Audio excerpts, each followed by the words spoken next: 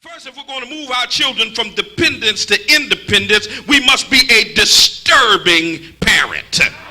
We got to learn how to disturb our children. The Bible says that the eagle stirreth her nest. That when they get a certain age, that she interferes with their comfort zone. We've got to learn to disturb our children's comfort zone. Time is out for trying to be their friends and trying to placate them. Time is out for respecting their privacy. I know I'm going to mess with some of y'all here. As long as the checks that pay the mortgage say Talbert Swan, they don't have no privacy. Every room in the house belongs to me. I can go in and out as I please. I can go in any drawer, any dresser, under any bed, in any pocket, in any closet, in any book bag, in any purse that's in my house. You don't get privacy until you pay rent. Come on, somebody. I know I'm messing with all the young folk in here. You got to disturb their comfort zone. You can't sleep past a certain time in my house. See, if you don't want to have folks still staying in your house 25, 30 years old sleeping while you get up in the morning and go to work, you better learn how to disturb the nest. Some writer says that what the mother eagle would do is they would remove the padding from the nest. So the eaglets had to deal with the thorns. You see, early on in life, we cushion everything for our children.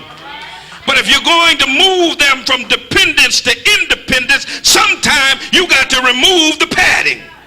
Sometimes we make it too easy for our young people. Stop giving them rides everywhere. 17 years old and they don't know how to ride the bus yet. Too much padding. 18 years old and never had a job. Too much padding. Driving a car, but they can't afford gas or insurance. They got too much padding. They got Xbox and Wii and iPad and Kindle and iPhone and iPod and laptops and won't even clean their nasty room. Touch somebody and say they got too much padding. You see, parents, there comes a time when you have to remove the padding. One writer goes on to say that if that doesn't work, the mother eagle will take that nest and literally turn it upside down. Let me help you here. Sister April, let me help you. Every now and then, you want your children to think that you're crazy. My mother's sitting right there, and I thought she was crazy. When she would get that shoe, I thought she was crazy. Every now and then, you need for them to think that you lost your mind. Up in here, up in here.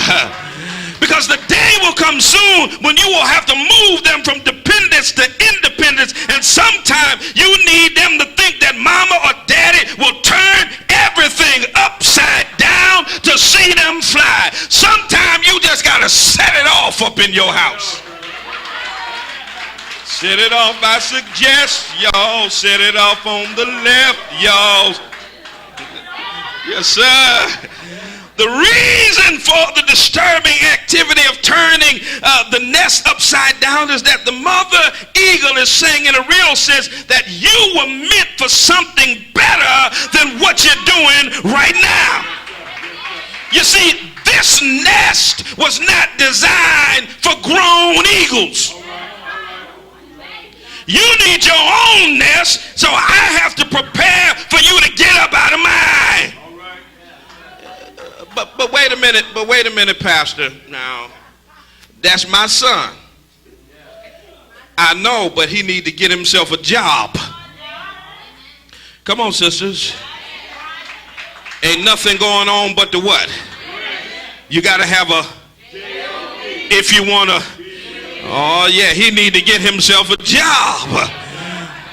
But wait, Pastor, that's my baby. Yeah, but your nest is not designed for grown eagles. You see, listen, I'm going to do everything that I can to help my children get through school and springboard into their chosen career, but they need to know that I got plans for the rooms that they're currently occupying. T-Man, where you at, boy? He over there in the back. See, I need my basement back. I plan on making a man cave in there. You can't have your studio in there always. Come on, somebody.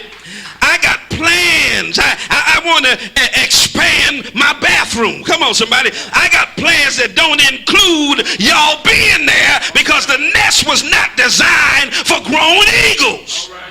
You got to disturb some things at home if you want to move your children from dependence to independence. Now, don't misunderstand me. I love my children just as I love the church.